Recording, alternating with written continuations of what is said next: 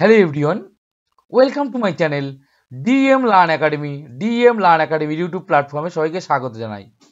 বন্ধুরা, আশা করি তোমরা সবাই ভালো আছো। দেখো বন্ধুরা, আজকে চলে এসেছি নতুন একটি গুরুত্বপূর্ণ ভিডিও নিয়ে। দেখো, শিশু মনস্তত্ত্ব প্যাডাগজি থেকে আছে গুরুত্বপূর্ণ একটি প্র্যাকটিস সেট রয়েছে। দেখো, প্র্যাকটিস সেট 2।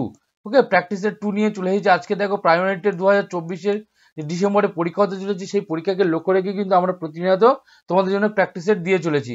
আর দেখো, আজকের কিন্তু গুরুত্বপূর্ণ 30টি প্রশ্ন নিয়ে চলে এসেছি, যেখানে সিটেট সহ শিশু মনস্তত্ত্ব ও প্যাডাগজি থেকে গুরুত্বপূর্ণ প্রশ্ন রয়েছে। তাই আজকের কিন্তু ভিডিওটি খুবই গুরুত্বপূর্ণ হতে চলেছে। তাই তোমাদের প্রত্যেককে বলছি, অবশ্যই তোমরা স্কিপ না করে শেষ পর্যন্ত দেখতে থাকো। ওকে, আজকের ভিডিওটি তোমাদের জন্য খুবই হেল্পফুল হতে চলেছে।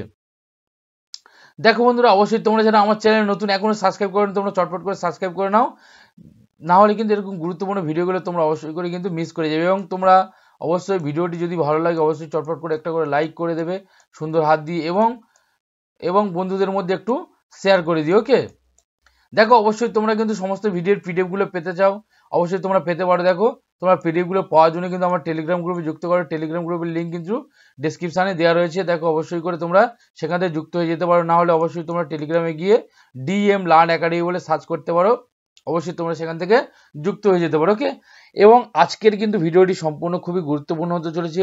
আবারও বলছি, অবশ্যই স্কিপ না করে শেষ পর্যন্ত দেখো, যেখানে সিটেটের কিছু প্রশ্ন, গুরুত্বপূর্ণ প্রশ্ন সম্পূর্ণ বাছাই করে সমস্ত প্রশ্নগুলো নিয়ে কিন্তু আজকের এই প্র্যাকটিস সেটটি আলোচনা করব শিশু মনস্তত্ত্ব প্যাডাগজি থেকে। তো সম্পূর্ণ ডিটেলসে বিস্তারিত আলোচনা করব প্রত্যেকটা প্রশ্নের। প্রত্যেকে বলছে অবশ্যই সঙ্গে থাকো এবং শেষ পর্যন্ত দেখতে থাকো। চলো, আজকের প্রশ্নগুলি কি কি রয়েছে দেখে নিই। দেখো, প্রথম প্রশ্ন কি বলেছে, দেখো, ফ্রিকুয়েন্সি অ্যানালাইজার যন্ত্রের মাধ্যমে পরিমাপ করা হয়। দেখো, ফ্রিকুয়েন্সি অ্যানালাইজার যন্ত্রের মাধ্যমে কি পরিমাপ করা হয়? অন্ধত্ব, বধিরতা, ওজন, বয়স। অবশ্যই করে বন্ধুরা তোমরা প্রত্যেকটা প্রশ্নের উত্তর করার চেষ্টা করো এবং কতগুলি তোমরা সঠিক করতে পারছো অবশ্যই তোমরা অবশ্যই কিন্তু কমেন্টে জানাবে। দেখো, ফ্রিকুয়েন্সি অ্যানালাইজার যন্ত্র অর্থাৎ কি? যে যন্ত্রের মধ্য দিয়ে বা যে যন্ত্রের মাধ্যমে কি হচ্ছে, যারা কালা অর্থাৎ যারা কানে শুনতে পায় না, যারা বধির, ঠিক আছে, তাদের কিন্তু পরিমাপ করা হয়। ওকে, মানে তাদের কতটা তারা বধির আছে বা কতটা পরিমাণ শুনতে পায় না, এই যে ফ্রিকোয়েন্সি অ্যানালাইজার যন্ত্রটা, তার মাধ্যমে কিন্তু পরিমাপ করা হয়। ওকে, তাহলে দেখো, এটা সঠিক উত্তর কি হবে? দেখো, ফ্রিকোয়েন্সি অ্যানালাইজার যন্ত্রের মাধ্যমে পরিমাপ করা হয় কোনটা? বধিরতা। ওকে, বধিরতা। চলো নেক্সট, পরেরটা দেখো, ছাত্ররা ভুল উত্তর দিলে শিক্ষকের করণীয় কি? দেখো, ছাত্ররা যদি ভুল উত্তর দেয় শিক্ষক কি করবে? দেখো, সম্পূর্ণ কিন্তু সব কনসেপচুয়াল প্রশ্ন রয়েছে, ভালোভাবে দেখতে হবে, কারণ প্যাডাগজির প্রশ্নগুলো অবশ্যই কিন্তু একে অপরের সঙ্গে রিলেটেড হয়। অর্থাৎ আমরা ভাবি যে এই এর উত্তর এইটা হবে বা এইটা হবে, এইরকম একটা একদম ক্লোজ একটা রিলেশন তাদের মধ্যে থাকে, ঠিক আছে? তাহলে আগে আমাদেরকে ভালোভাবে বুঝে নিতে হবে। দেখো, ভুল উত্তর দিলে কি করবে? ছাত্রটিকে বলা যে তার উত্তরটি ভুল হয়েছে। দেখো, ছাত্রটিকে সঠিক উত্তরটি বাড়ি থেকে জেনে আসতে বলবেন। উত্তরটি কেন ভুল হল তার বিশদ বিবরণ ব্যাখ্যা করে বলবেন। ছাত্রটিকে বলা, সঠিক উত্তর না জানা থাকলে যেন ভুল উত্তর না দেয়। দেখো, অবশ্যই কিন্তু তাকে উত্তর দেওয়ার যাতে সে উত্তর নিজে নিজে দিতে পারে, সেটা ভুল হলেও সে যেন সেই অংশগ্রহণ করতে পারে, সেই জায়গাটা কিন্তু মাথায় রাখতে। অর্থাৎ তাকে কিন্তু কখনো বলবো না যে সঠিক উত্তর না জানা থাকলে তুমি ভুল বলবে না। তারা অবশ্যই ভুল বলবে, ভুল থেকে কিন্তু আস্তে আস্তে তারা শিক্ষা নেবে। ওকে, তাহলে দেখো, এই ছাত্রটিকে অবশ্যই কিন্তু সঠিক উত্তরটি না জানা থাকলে যে ভুল উত্তর দেবে না, সেরকম কোনো নির্দেশিকা দেওয়া যাবে না। ওকে, তারপরে দেখো, ভুল উত্তরটি কেন ভুল তার বিশদ বিবরণ ব্যাখ্যা করবেন। অবশ্যই করে কিন্তু তোমাকে বিশদ বিবরণ অবশ্যই ব্যাখ্যা করতে হবে, কেন ভুল হলো উত্তরটা, ঠিক আছে? এবং তারপরে কিন্তু সর্বশেষে সঠিক উত্তরটা অবশ্যই করে বলে দিতে হবে। তাহলে এটা অবশ্যই সঠিক। ছাত্রটিকে সঠিক উত্তরটি বাড়ি থেকে জেনে আসতে বলবেন, এটা তো কোনোভাবেই নয়। তারপরে দেখো, ছাত্রটিকে বলা যে তার উত্তরটি ভুল হয়েছে। তার উত্তরটি ভুল হয়েছে আমরা সরাসরি বলবো না, তাকে বিভিন্নভাবে বোঝানোর চেষ্টা করবো যে তার উত্তরটা আরও যদি এইভাবে বলতো তাহলে আরও মনে হয় ভালো হতো বা বেটার হতো। যদি তাকে সরাসরি ভুল আমরা বলে দিই তাহলে সে কিন্তু একটা মনের দিক থেকে ভেঙে পড়তে পারে বা সে আরও ব্যাক ফুটে দিতে পারে। তাই তাকে সরাসরি উত্তরটি ভুল হয়েছে না বলে অবশ্যই তাকে বলবো, না ঠিক আছে তুমি এইরকমই বলেছো, কিন্তু এটা এইভাবে বললে আরও ভালো হতো, এইভাবে বলে সঠিকটা আমরা পেয়ে যেতাম। ওকে, তাহলে এখানে সঠিক উত্তরটি কী হবে? দেখো, সঠিক উত্তরটি হবে কি? যে উত্তরটি কেন ভুল হয়েছে তারা কিন্তু বিশদ অবশ্যই ব্যাখ্যা করে বলবেন শিক্ষক মহাশয়, এবং শেষে কিন্তু সঠিক উত্তরটা অবশ্যই তাদের মুখ দিয়ে বলানোর চেষ্টা করবেন, না হলে কিন্তু তিনি বলে দেবেন। ওকে, চলো নেক্সট পরেরটা। 3 নম্বর প্রশ্ন কি বলছে দেখো, নিচের কোনটি শিশুদের মানসিক বিকাশের জন্য সবচেয়ে উপযুক্ত? দেখো কোনটা মানসিক বিকাশের জন্য সবচেয়ে উপযুক্ত? গণতান্ত্রিক শ্রেণীকক্ষ পরিবেশ, শিক্ষকদের কোনো সম্পৃক্ততা নেই কারণ এটি পিতামাতার কাজ, নিয়মতান্ত্রিক পরিবেশ, স্বৈরাচারী শ্রেণীকক্ষ পরিবেশ।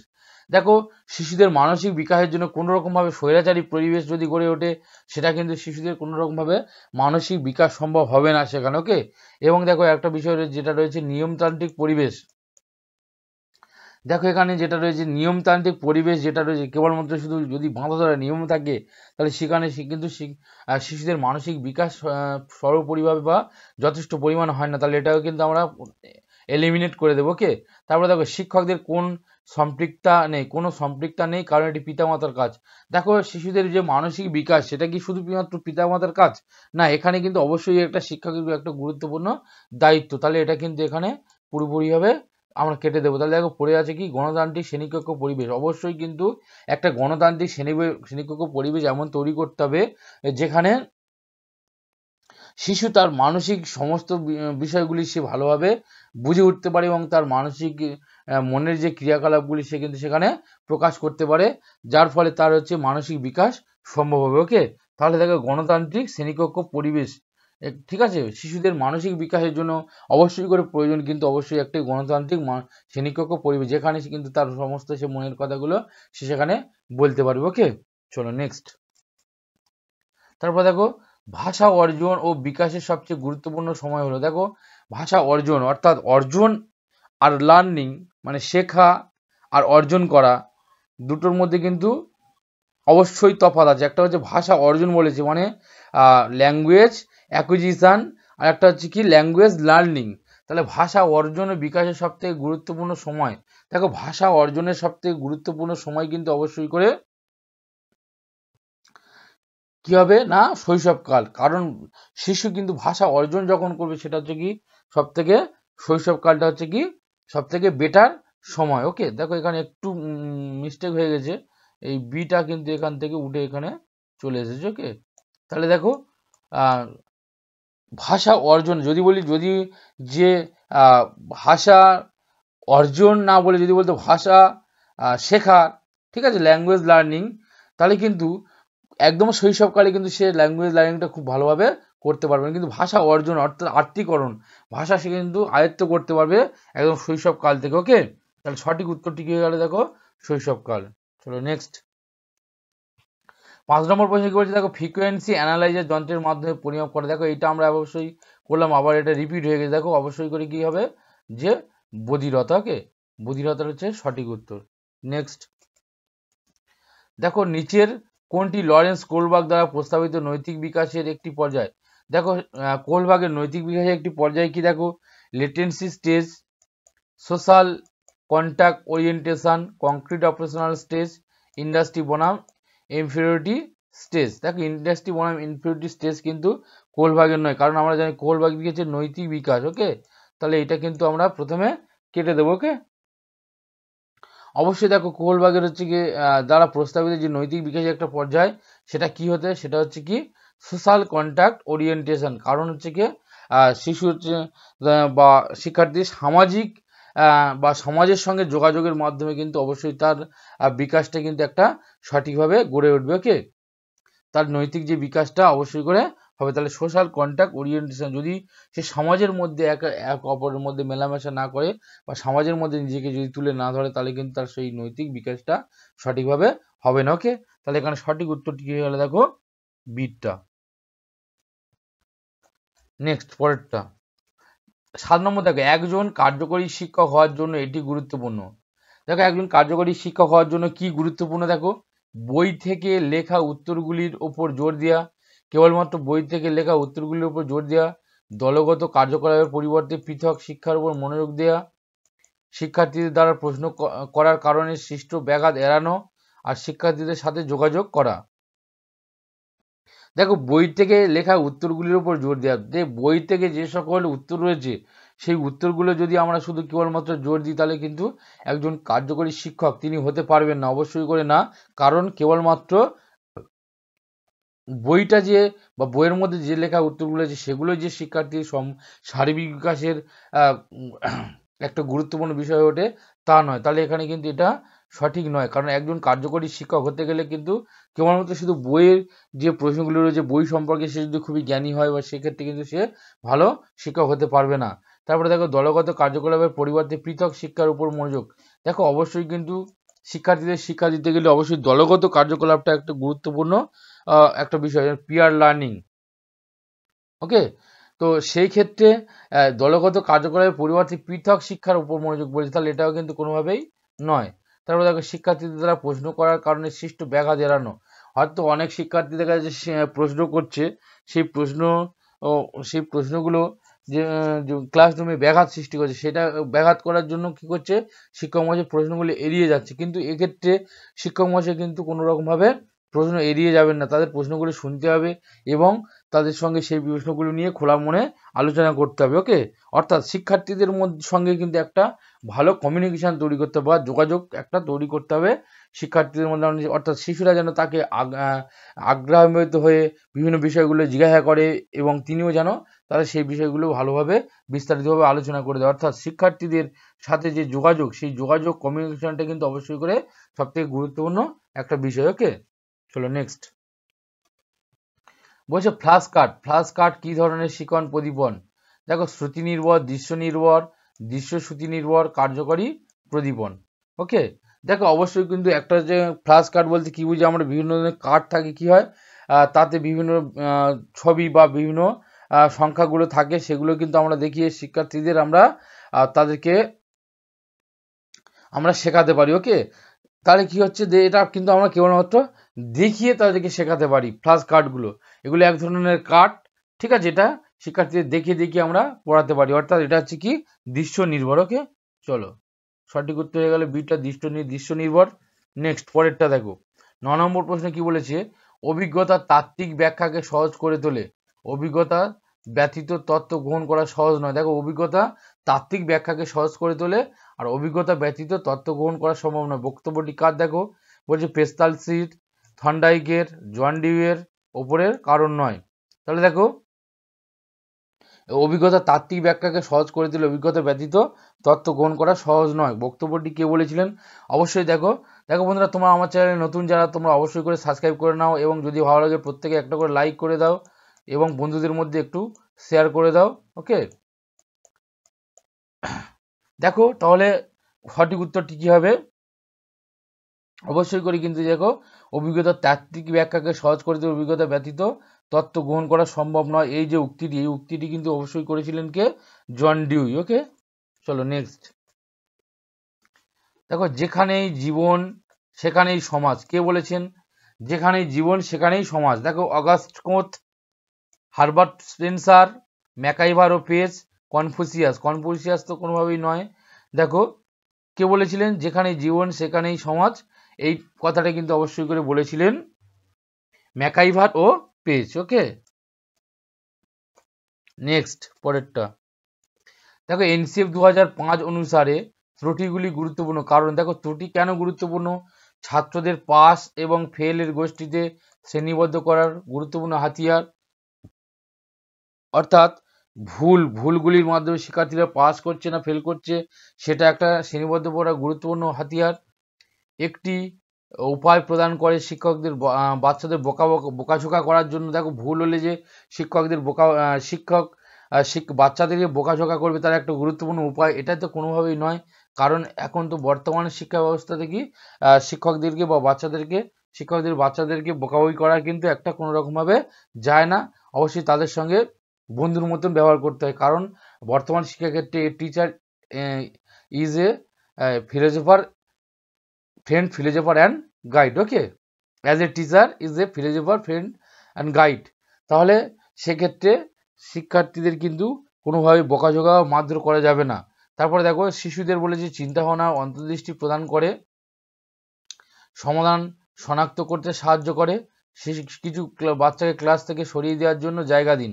দেখো এই যে ভুল হচ্ছে ভুল হওয়ার মধ্যে দিয়ে তাদেরকে একটা পাস ফেলের বিষয় হচ্ছে তাদেরকে সরিয়ে দেওয়া হলো, দিয়ে অন্য ছেলেদেরকে ঢোকানো, এইরকম কিন্তু কোনো রকমভাবে বা জায়গা দেওয়ার কোনো বিষয় নয়। ওকে, এবার দেখো বলেছে শিশুদের চিন্তাভাবনা অন্তর্দৃষ্টি প্রদান করে সমাধান শনাক্ত করতে সাহায্য করে। অবশ্যই দেখো তাদের যে ভুল হলো সেই ভুলগুলো কেন হলো, কোথায় তাদের খামতি আছে, তাদের মধ্যে তাহলে কি চিন্তাভাবনা ফুটে উঠছে, সেইগুলো কিন্তু অবশ্যই এই অন্তর্দৃষ্টি প্রদান করে সমাধান শনাক্ত করা সম্ভব হয় এই ভুলগুলির মধ্যে দিয়ে। ওকে, তাহলে সঠিক উত্তরটি কি হয়ে গেল দেখো সিটটা। চলো নেক্সট পরেরটা কি বলছে দেখো, শ্রেণীকক্ষে আলোচনার সময় একজন শিক্ষক প্রায় মেয়েদের চেয়ে ছেলেদের প্রতি বেশি মনোযোগ দেন, এটি একটি উদাহরণ। দেখো লিঙ্গ পরিচয়, লিঙ্গ পক্ষপাত, লিঙ্গ প্রাসঙ্গিকতা, লিঙ্গ স্থায়িত্ব।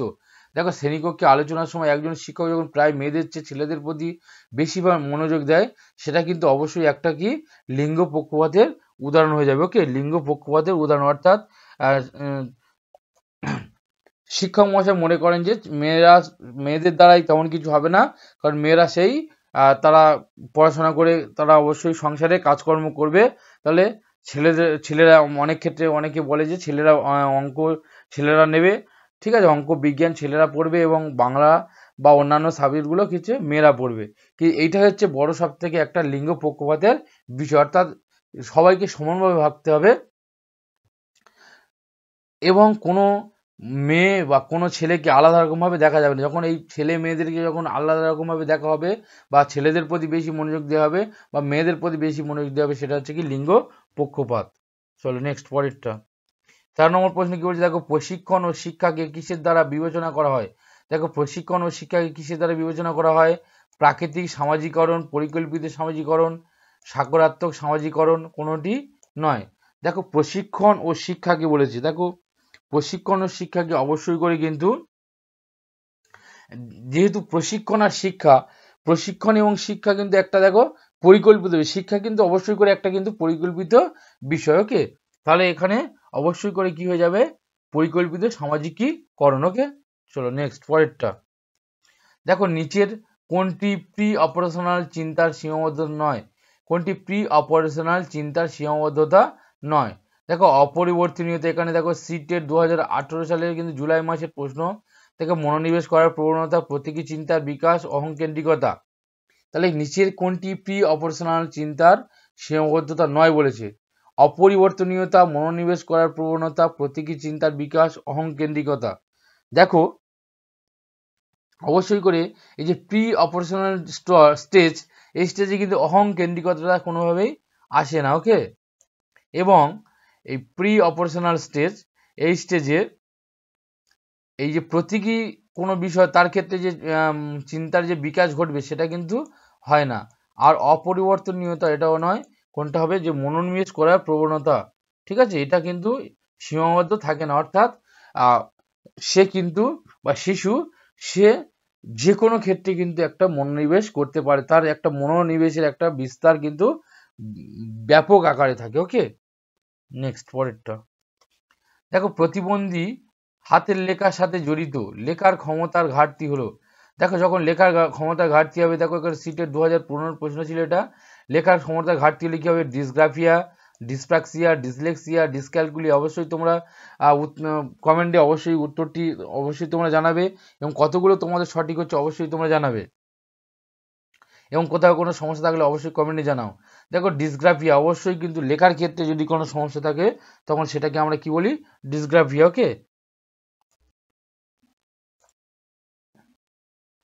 অবশ্যই দেখো ডিসলেক্সিয়া, পড়ার কোনো সমস্যা থাকে, পড়ার ক্ষেত্রে যদি শিক্ষার্থী বা প্রতিবন্ধকতা দেখা যায় তখন হচ্ছে ডিসলেক্সিয়া। আর ডিসক্যালকুলিয়া, অবশ্যই গণনার ক্ষেত্রে সমস্যা হলে হচ্ছে সেটা হচ্ছে ডিসক্যালকুলিয়া। নেক্সট পরেরটা দেখো, প্রাথমিক স্তরে শিক্ষণ সমস্যাযুক্ত ছাত্রদের শিক্ষাদানের সেরা পদ্ধতি কি। দেখো প্রাথমিক স্তরে শিক্ষণ সমস্যাযুক্ত, অর্থাৎ শিক্ষণ সমস্যাযুক্ত ছাত্রদের যারা শিক্ষণে অক্ষম বা তাদের মধ্যে কোনো সমস্যা আছে, তারা শিখতে পারছে না ঠিকঠাক, তাদের সেরা পদ্ধতি কী হবে। দেখো অক্ষমতাযুক্ত ছাত্রদের সঙ্গে মানানসই শিক্ষণ সামগ্রী ব্যবহার, সহজ ও আকর্ষণীয় পাঠ ব্যবহার, সহজ ও আকর্ষণীয় পদ্ধতি ব্যবহার, কাহিনী বর্ণন পদ্ধতি ব্যবহার। দেখো কাহিনী বর্ণন পদ্ধতিটা তো কোনোভাবেই হবে না, ঠিক আছে, যখন কোনো প্রাথমিক স্তরে ছাত্রদের শিক্ষাদানের শিক্ষণ কিছু সমস্যা হচ্ছে, সেক্ষেত্রে অবশ্যই কিন্তু তাদের অর্থাৎ ছাত্রছাত্রীরা বা তাদের মধ্যে এমন কিছু সামগ্রী ব্যবহার করতে হবে তারা যেন তার ক্ষেত্রে আকর্ষণীয় হয়ে ওঠে এবং তাদের ক্ষেত্রে যেন সেটা মানানসই হয়। ওকে, তার ফলে তারা কিন্তু সেটার প্রতি তারা আকর্ষণ হবে এবং তার প্রতি মনোযোগ দেবে। তার ফলে কিন্তু তাদের শিক্ষার যে সমস্যা সেটা কেটে যাবে এবং তারা ভালোভাবে শিখতে পারবে। ওকে, তাহলে এখানে সঠিক উত্তরটি কী হবে দেখো, অক্ষমতাযুক্ত ছাত্রের সঙ্গে মানানসই শিক্ষণ সামগ্রী, অর্থাৎ সঠিক এলটিএম ব্যবহার করতে হবে। শিক্ষণ সামগ্রীগুলো অবশ্যই করে তাদের সঙ্গে ব্যবহার করতে হবে, তাহলে কিন্তু তারা এই যে সমস্যাযুক্ত ছাত্র যারা রয়েছে, শিক্ষণ সমস্যাযুক্ত ছাত্র অবশ্যই করে সঠিকভাবে শিক্ষা তাদের মধ্যে দেওয়া যাবে। দেখো, সহজ ও আকর্ষণীয় পাঠ্য বই ব্যবহার করা, অবশ্যই এটাও কিন্তু ঠিকই, কিন্তু বলেছে দেখো সেরা পদ্ধতি বলেছে। দেখো, সহজ ও আকর্ষণীয় পদ্ধতি, অবশ্যই কিন্তু সহজ আকর্ষণীয় পদ্ধতি ব্যবহার করতে হবে। ঠিক আছে, সহজ আকর্ষণীয় পাঠ্য বই অবশ্যই ব্যবহার করতে হবে। এই কাহিনী বর্ণনার পদ্ধতি করলেও কিন্তু এটা হতে পারে। ঠিক আছে, কিন্তু বলেছে এখানে দেখো সেরা পদ্ধতি, আমরা যদি সেরা পদ্ধতি, আমার মনে হচ্ছে যে যদি সঠিক তাদের ছাত্রদের সঙ্গে মানানসই শিক্ষণ সামগ্রী, অর্থাৎ বই কিন্তু একটা শিক্ষণ সামগ্রী অর্থাৎ এলটিএম এর মধ্যে পড়ে, তাহলে সেই রকম তাদের মানানসই কিন্তু বই তাদেরকে ব্যবহার করতে হবে। ওকে, চলো নেক্সট। পরের প্রশ্ন কি বলছে দেখো, শিশুদের মধ্যে প্রতিভা দায়ী করা যেতে পারে একটি সুশৃঙ্খল রুটিন, বংশগতি, একটি পরিবেশের মধ্যে ইন্টারপ্লে, একটি সম্পদ সমৃদ্ধ পরিবেশ, সফল পিতামাতা। প্রতিভাটা আমরা কিভাবে দায়ী করব? দেখো, এটা সিটের 2018 জুলাইয়ের প্রশ্ন। দেখো, প্রতিভাটা আমরা কিভাবে দায়ী করব? একটা সুশৃঙ্খল রুটিনের মধ্যে যদি চলে তার মধ্যে একটা প্রতিভা গড়ে উঠবে, এটা কোনোভাবে নয়। তারপর দেখো, একটি সমৃদ্ধ পরিবেশ, অবশ্যই একটা সমৃদ্ধ পরিবেশটা কিন্তু প্রতিভার ক্ষেত্রে কিছুটা হলেও কিন্তু দায়ী হয়। সফল পিতামাতা, এটাও কিন্তু সফল পিতামাতা এটাও কিন্তু হয়, অর্থাৎ জিনগত কিছু বৈশিষ্ট্য থাকে। কিন্তু দেখো এখানে একটা বিষয় যেটা বলেছে সেটা যে বংশগতি ও একটি পরিবেশের মধ্যে ইন্টারপ্লে, অবশ্যই তার মধ্যে যে বংশগত অর্থাৎ জিনগত যে সকল বৈশিষ্ট্য রয়েছে এবং যে পরিবেশে সে বাস করে বা পরিবেশের মধ্যে সে বিচরণ করে, সেই পরিবেশের মধ্যে এবং বংশীদের মধ্যে একটা ইন্টারপ্লে, সেটা হচ্ছে সবথেকে গুরুত্বপূর্ণ বিষয় তার প্রতিভাটা গড়ে ওঠার ক্ষেত্রে। তাহলে সঠিক উত্তরটি হয়ে গেল বিটটা। চলো নেক্সট। 18 নম্বর প্রশ্ন কি বলছে, নিচের কোনটি শিশুদের লিঙ্গ স্টিরিওটাইপিং এবং লিঙ্গ ভূমিকা সামঞ্জস্য কমাতে একটি কার্যকর কৌশল? দেখো, লিঙ্গ ভূমিকা, এর আগে কিন্তু আমরা লিঙ্গ পক্ষপাতটা আমরা সম্পর্কে জেনেছি, এবার লিঙ্গ স্টিরিওটাইপিং এবং লিঙ্গ ভূমিকার সামঞ্জস্য কমাতে। ওকে, কিভাবে আমরা এই যে লিঙ্গ স্টিরিওটাইপিং বিষয়টাকে আমরা কমাতে পারি? লিঙ্গ পক্ষপাত সম্পর্কে আলোচনা, একটা লিঙ্গ পক্ষপাত সম্পর্কে আলোচনা করা হবে, লিঙ্গ নির্দিষ্ট ভূমিকার উপর জোর দেওয়া হবে, লিঙ্গ বিচ্ছিন্ন নাটকের দল, লিঙ্গ বিচ্ছিন্ন আসন ব্যবস্থা। লিঙ্গ বিচ্ছিন্ন আসন ব্যবস্থা বলতে কোনো রকম লিঙ্গ ভেদাভেদ না করে সমস্ত জায়গাতে কিন্তু নারীদেরকে অধিষ্ঠান দিতে হবে। ওকে, সেটা হচ্ছে কি লিঙ্গ বিচ্ছিন্ন আসন ব্যবস্থা। দেখো, নাটকের দল, এটা তো কোনো ব্যাপার নয়। আর সব জায়গায় যে তাদের স্থান দিলে তাদেরকে এই যে লিঙ্গ স্টিরিওটাইপিং দূর হবে বা লিঙ্গ ভূমিকা সামঞ্জস্য করা যাবে, সব ক্ষেত্রে কিন্তু সেটা প্রযোজ্য হবে না। ঠিক আছে, আর লিঙ্গ নির্দিষ্ট ভূমিকার উপর জোর দেওয়া, লিঙ্গ নির্দিষ্ট ভূমিকার উপর জোর দিলে এটা কিন্তু কোনোভাবেই নয়। দেখো, লিঙ্গ পক্ষপাত সম্পর্কে আলোচনা, অবশ্যই কিন্তু একটা গুরুত্বপূর্ণ আলোচনা তৈরি করতে হবে বা সমস্ত জায়গায় এই বিষয়টাকে ছড়িয়ে দিতে হবে যে লিঙ্গ পক্ষপাত বলে কিছু নেই, সবাই সমান, লিঙ্গ স্টিরিওটাইপিংটাকে মেটাতে হবে। সেই জায়গায় সেই লিঙ্গ পক্ষপাত সম্পর্কে আমরা যদি মানুষের মধ্যে সচেতনতা করতে পারি বা তাদের মধ্যে এই বিষয়টা তুলে দিতে পারি, সেই সম্পর্কে যদি আলোচনা আমরা সব জায়গায় করতে পারি, তাহলে কিন্তু এই লিঙ্গ স্টিরিওটাইপিং এবং লিঙ্গ ভূমিকাটা অবশ্যই সামঞ্জস্য আমরা করতে পারি। ওকে, তাহলে সঠিক উত্তরটি হয়ে গেল এরটা। চলো নেক্সট, পরেরটা দেখো। 19 নম্বর প্রশ্নে কি বলেছে, আমাদের বুদ্ধিমত্তার দিক থেকে আমরা সবাই আলাদা, অনুপ্রেরণা, আগ্রহ ইত্যাদি এই নীতিকে বোঝায়। সিটের 2015 প্রশ্ন। তাহলে আমরা কিন্তু প্রত্যেকে অবশ্যই করে বুদ্ধিমত্তার দিক থেকে আমরা সবাই আলাদা, অনুপ্রেরণা হোক, আগ্রহ হোক, এই যে নীতিটা, এই নীতিটাকে কি বলা হচ্ছে? মানে প্রত্যেকে আমরা যে স্বতন্ত্রভাবে আলাদা, সেটাকে কি বলা হচ্ছে? স্বতন্ত্র, পার্থক্য, বুদ্ধিমত্তার তত্ত্ব, বংশগতি, পরিবেশ।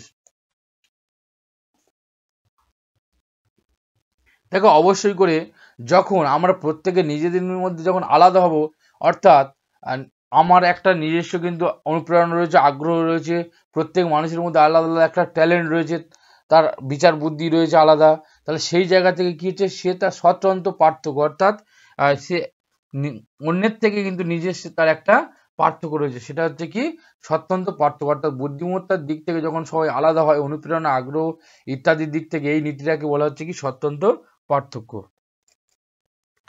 পরেরটা দেখো কি বলেছে, মনোযোগের একটি ব্যক্তিগত নির্ধারক। দেখো অবশ্যই মনোযোগের ব্যক্তিগত এবং বস্তুগত নির্ধারকগুলো অবশ্যই করে রাখবে, ঠিক আছে। দেখো পুরস্কার, তিরস্কার, অভিনব, আগ্রহ বলছে ব্যক্তিগত নির্ধারক বলেছে। মনোযোগের একটি ব্যক্তিগত নির্ধারক হলো, মনোযোগের একটি ব্যক্তিগত নির্ধারক কি হবে অবশ্যই করে তোমরা বুঝতে পারছো। দেখো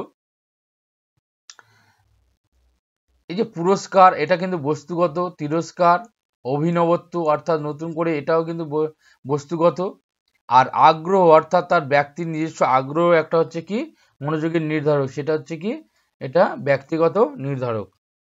দেখো পরেরটা কি বলেছে, নিচের কোন তাত্ত্বিক শিশুদের সক্রিয় জ্ঞানের সন্ধানকারী হিসেবে দেখার সময় তাদের উপর সামাজিক ও সাংস্কৃতিক বিষয়বস্তুর প্রভাবের উপর জোর দিয়েছেন।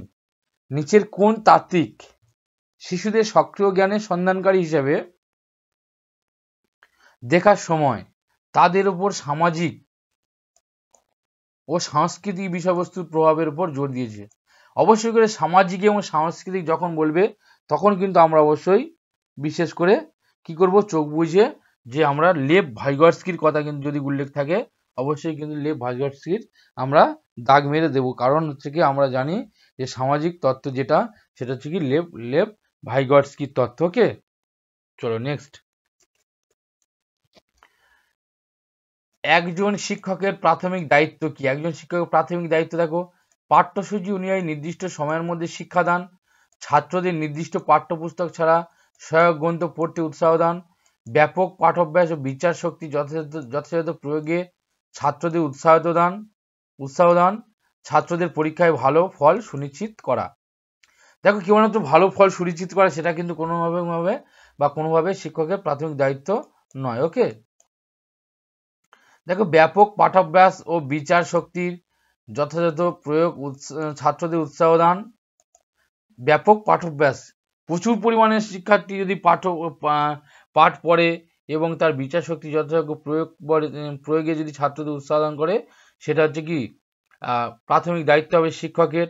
ছাত্রদের নির্দিষ্ট পাঠ্যপুস্তক ছাড়া সহায়ক গ্রন্থ পড়তে উৎসাহ দান আর পাঠ্যসূচি অনুযায়ী নির্দিষ্ট সময়ের মধ্যে শিক্ষাদান। দেখো একজন শিক্ষকের প্রাথমিক দায়িত্ব অবশ্যই করে নির্দিষ্ট সময়ের মধ্যে সেই পাঠ্যসূচিটা অবশ্যই শেষ করতে হবে, সেটা হচ্ছে তার প্রাথমিক দায়িত্ব। ওকে, তাহলে সঠিক উত্তরটি কি হয়ে গেল দেখো এরটা।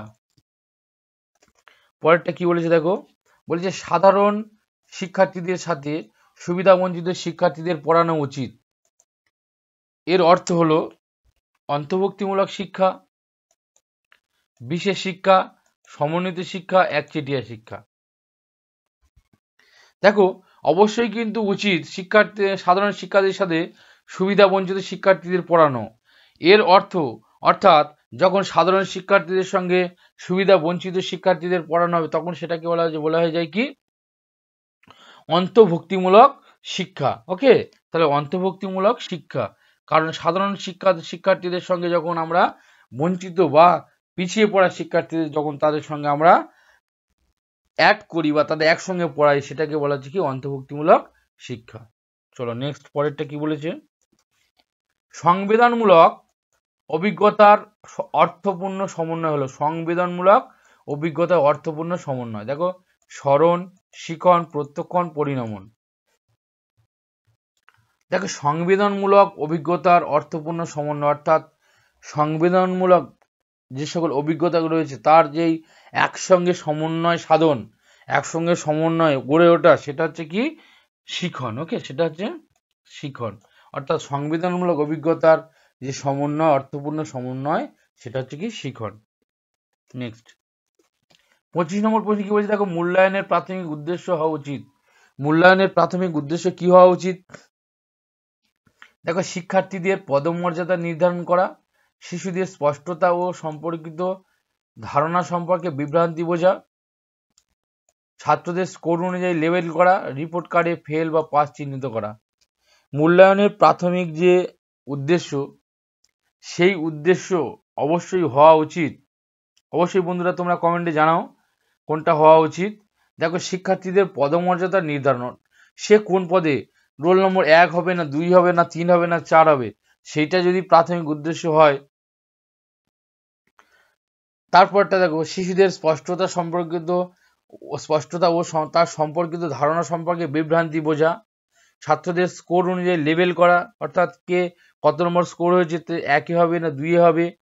তারপরে দেখো, রিপোর্ট কার্ডে পাস বা ফেল চিহ্নিত করা কিন্তু অবশ্যই কোনো রকম ভাবে প্রাথমিক উদ্দেশ্য হতে পারে না। ওকে, তাহলে দেখো, অবশ্যই কিন্তু শিশুদের স্পষ্টতা ও তার সম্পর্কে যে ধারণা বা বিভ্রান্তি কোথায় রয়েছে সেটা কিন্তু অবশ্যই কিন্তু মূল্যায়নের ফলে আমরা সেটা বুঝতে পারি, অর্থাৎ শিশু কতটা স্পষ্টভাবে বিষয়টিকে নিয়েছে এবং সেই সম্পর্কে তার মধ্যে কি ধারণা রয়েছে এবং তার কোথায় বিভ্রান্তি রয়েছে সেই সম্পর্কে কিন্তু আমরা মূল্যায়ন করলে সেটা কিন্তু আমরা জানতে পারি বা বুঝতে পারি। তাহলে এখানে প্রাথমিক উদ্দেশ্যটা কি হচ্ছে, শিশুদের স্পষ্টতা ও সম্পর্কিত ধারণা সম্পর্কে বিভ্রান্তি বোঝা।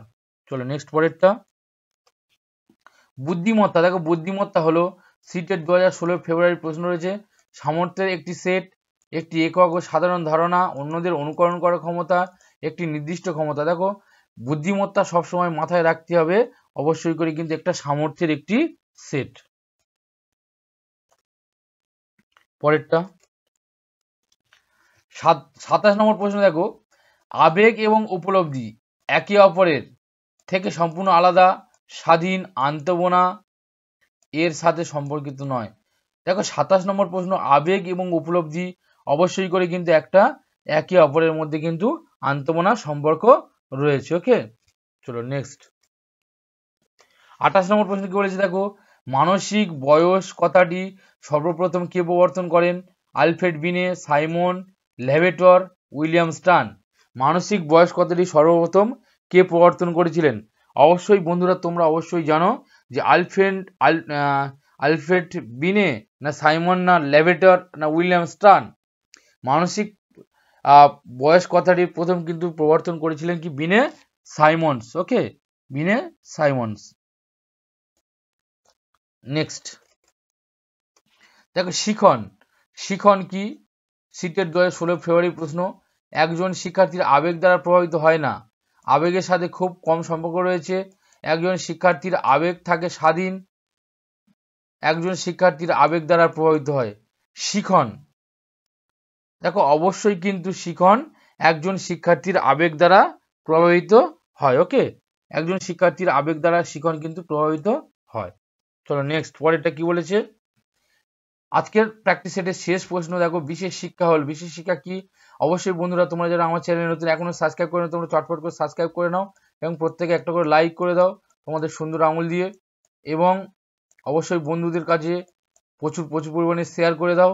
যদি তোমরা অবশ্যই পিডিএফ পেতে চাও তোমরা আমার টেলিগ্রামে যুক্ত হয়ে যাও। দেখো, ডিএম লার্ন একাডেমি বলে সার্চ করতে পারো টেলিগ্রামে, অথবা তোমরা অবশ্যই ডিসক্রিপশনে লিঙ্ক পেয়ে যাবে, ওখান থেকে যুক্ত হয়ে যেতে পারো।